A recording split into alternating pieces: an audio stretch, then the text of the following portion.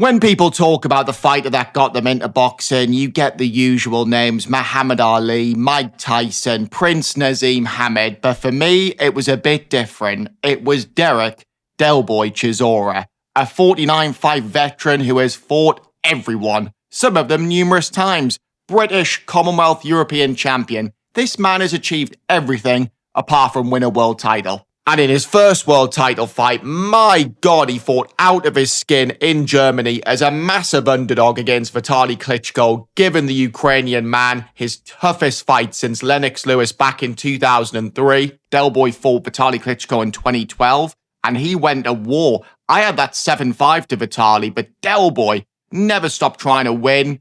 He was game as fuck and nearly pulled off a huge upset, and that was such a brave performance. Vitaly did win fair and square, but it was a hell of a fight. And I don't actually think Del Boy got paid that much money for that fight because he got fined so much. He slapped Vitaly at the weigh-in, spat water at Vladimir in the ring, but there is context to all of this. People forget and nobody talks about it. Chisora was actually scheduled to fight Vladimir twice. Vladimir fucked over Del Boy. He pulled out twice. In the end, he fought David Hayes, so Del Boy lost a fortune on training camps. He had his time wasted, so he shouldn't have spat at Vladimir.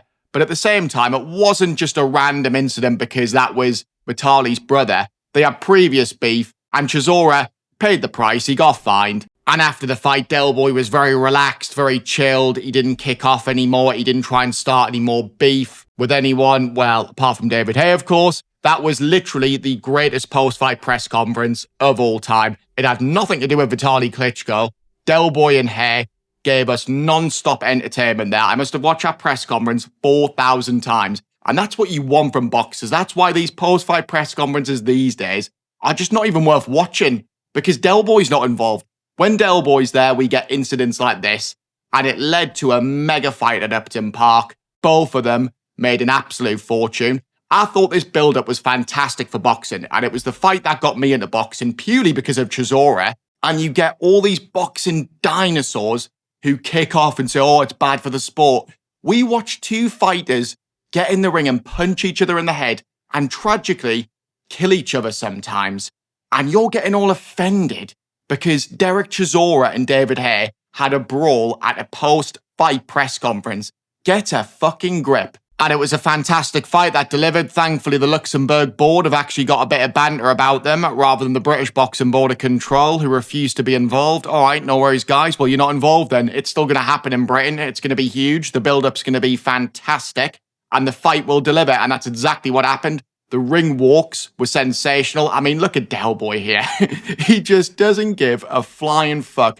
Gangster as fuck. And he gave it absolutely everything in the ring. He was just beat by the better man. He hurt David at the end of round 3 with that left hand there, but it wasn't enough. David Hay looked excellent that night. And for me, that was David Hay's best ever performance at heavyweight. And I think a very underrated performance from David that doesn't get spoke about enough. And I don't think Del Boy gets enough credit for his performance that night. He was so brave. He literally went out on his shield. But unfortunately for him, at that time, he wasn't liked at all. Everyone loves Del Boy now, but at that moment, everybody hated him, really. He was always the enemy. He was always the bad guy. He was always the villain. And he made a career off that.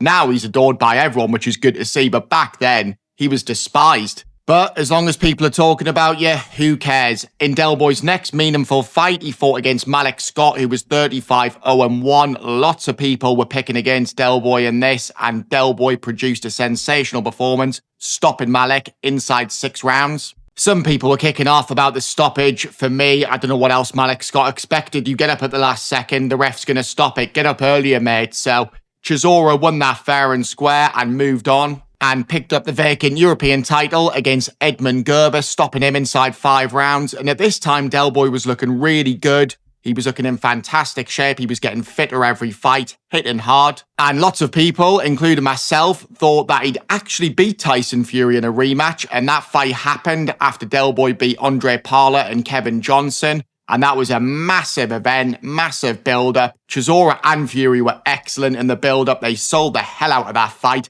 I'd actually say more people were probably more excited for Billy Joe Saunders against Chris Eubank Jr. which was on the undercard. That fight delivered, and unfortunately, Chisora against Fury 2 was the biggest pile of shit ever. It was so boring. Every round was the same. Chisora coming forward, not landing a thing. Fury was excellent that night, but it was so easy for him. And in the end, Del Boy got pulled out at the end of round 10. Some people say Del Boy quit here. I think that is an absolute load of shit. Frank Warren told Don Charles to stop the fight. Don explained to Del Boy that he was pulling him out. And in the end, Del Boy accepted it, but only because the decision had already been made. And he knew Don was stopping the fight. He knew the fight was done. Without Don Charles stopping the fight and having that conversation with him, he would have went the distance. But what was the point? The fight was over. It was boring everyone to death, and Del Boy got saved for another day. So that fight really didn't deliver. Chisora tried. He just got beat by a prime Fury who was looking so good at that time under Peter Fury. And looking at what Fury went on to achieve, there was no shame in Chisora losing that. And in their first fight, that was a really good scrap. Del Boy came in horrendous shape, but did hurt Fury early, had a bit of success. Fury won well in the end, and ultimately, Tyson Fury was just always too good for Derek Chisora, which was proven again in their third fight, which isn't even really worth talking about. Del Boy was done. Fury was helping his mate out. Del Boy got paid a couple of million quid,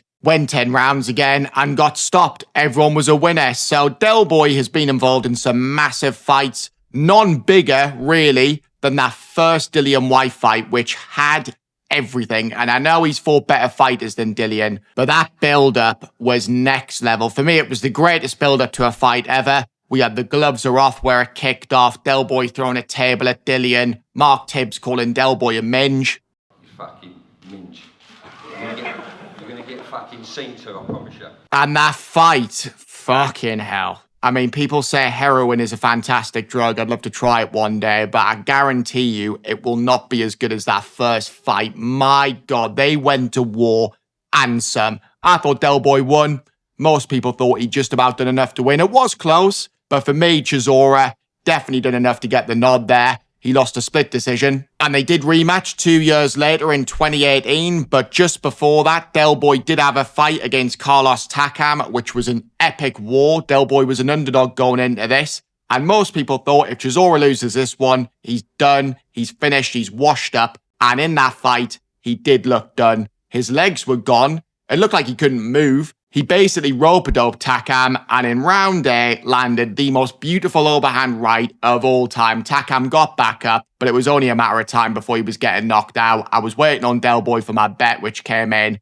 It was just unbelievable. What a comeback. And Chisora was back in business. And in his rematch with Dillian, Del Boy again fought out of his skin. He was winning the fight, but unfortunately, he'd had 2 points deducted and he was chasing the fight. He thought he needed a knockout or at least a knockdown, and he got caught with a left hook, which knocked him out, and it was just heartbreaking. But again, Del Boy went out on his shield, entertained everyone, and win or lose, it doesn't matter for me. As long as you give it your all and you give the fans a show, that's all what counts. But as always, Del Boy bounced back, winning against Senagashi over 10 rounds in a very forgettable fight, to be honest. But nonetheless, Del Boy got the win. In his next outing, he knocked out Artur Spilker in 2 rounds, who didn't know if he was Artur or Martha after. That was a brutal knockout and an excellent way for Del Boy to get his confidence back. He then stopped David Price inside 4 rounds. Piece of piss, really. I mean, I think I'd knock out David Price. Lovely fella, David, but fuck me, one of the worst chins of all time. And then Del Boy got in there with Usyk and gave a really good account of himself. Gave Usyk one of his toughest fights ever, really, especially at heavyweight. 2 of the judges had it 7-5 to Usyk, and Del Boy early on had a lot of success, but as always,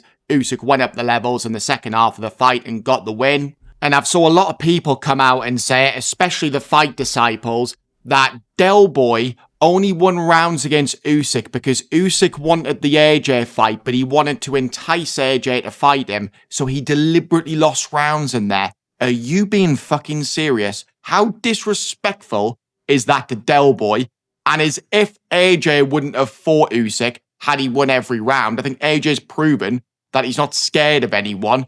And as if Usyk would risk that fighting in England. Oh yeah, I'm going to deliberately lose 5 rounds here just so I get the AJ fight. Absolute bollocks. And most people after a loss come back and they fight a journeyman, but this is Derek Chisora we're talking about. He fought against Joseph Parker, gave him an excellent fight in their first outing, dropping Parker in round 1, but lost a split decision in the end. Close fight, could have went either way. I think Parker probably just about done enough. In their rematch, Del Boy looked completely washed up. He had 3 10-8 rounds against him, and there was lots of calls for his retirement, but he said, fuck that, I'm continuing. He came back and got revenge against Kubrat Pulev in a fantastic fight. Could have went either way this one. I thought Del Boy done enough by the skin of his teeth. And I think it was karma, really, that he got a close decision in his favour, because he could have easily got it against Dillian Whyte in their first fight. And for me, the worst robbery in boxing history was Derek Chisora against Robert Helenius in Finland. This doesn't get spoke about enough. I think because lots of people haven't seen the fight. Go and watch that fight. Chisora outlanded him in every round. He landed 138 more punches, and it was a disgusting decision. And Del Boy got a world title fight against Vitaly Klitschko off the back of that quote-unquote loss. People say, oh, he lost a close one in Finland. That wasn't a fucking close fight. Go and watch it. Don't just look at BoxRec. That was disgusting. After his loss to Fury and the most pointless trilogy of all time, Del Boy fought against Gerald Washington on the undercard of AJ against Helenius. Now, to be honest, I thought Del Boy won this, but it was an awful performance in an awful fight. And I thought he did win, but that is coming from a Derek Chisora fangirl. So let's be honest, I think Gerald Washington probably done enough to win this one. And going into the battle of brain damage, I was really worried for Chisora. I just thought, oh, Del Boy, you got to retire now, man. You're washed up, you're done. You've made millions. You've done so well for yourself. There's so much you can do outside of boxing. But we got the Joe Joyce fight, and Del Boy somehow pulled it out the bag. He dropped Joe with a right hand in round 9.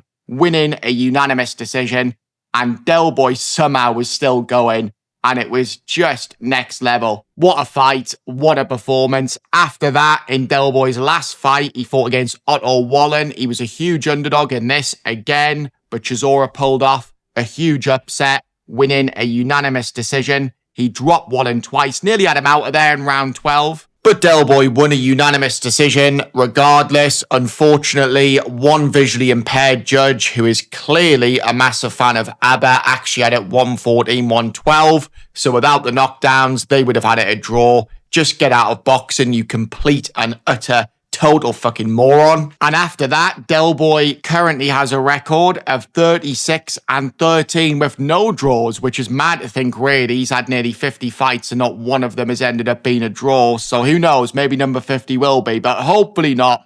Hopefully it's the fairy tale ending for Del Boy. No opponent's been announced, but he's been linked with everyone, including Fabio Wardley, who's the WBO champion. I would love it if Del Boy ended his career, becoming world champion. It would be the greatest story in boxing history.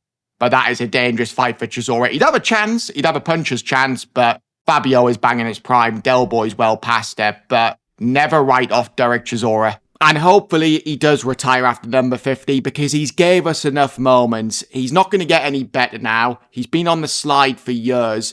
And what a journey. I mean, kissing Carl Baker at a weigh-in. We had him bite Paul Butlin's ear. He could have got disqualified that night. Somehow he didn't. And he also headbutted a Deliveroo driver once. So there's been so many moments Del Boy's gave us. And I just don't want to see him take any more damage. I'm all right with number 50. I would love it if it was Deontay Wilder, because I think Del Boy knocks out Wilder. They were actually meant to fight in 2013, but that fight fell through. So hopefully it's someone like that, but Wilder's apparently fighting Usyk, so let's be honest, it's not going to be Wilder. Dillian Whyte 3 would be excellent. I'd love to see Del Boy knock out Dillian Whyte and then call it a day, but whatever happens, hopefully it's number 50 and then no more. But whatever Del Boy does, what a career, what a journey it's been. Let me know what your favourite Derek Chisora moment is. Let me know where you think he ranks in terms of the best British heavyweights we've seen in the past 20 years. But also, where does he rank in terms of the most entertaining boxers we've seen? Because for me, he is right up there. Nobody sells a fight like Del Boy. He's never ducked a challenge, never failed a drug test. And bear in mind, he must have been drug tested more than anybody. The amount of not only fights he's had, but big fights he's had. So thank you, Derek Chisora, for everything, but please, no more after number 50. I hope you've all enjoyed this video anyway, guys, and I will see you all on the next one.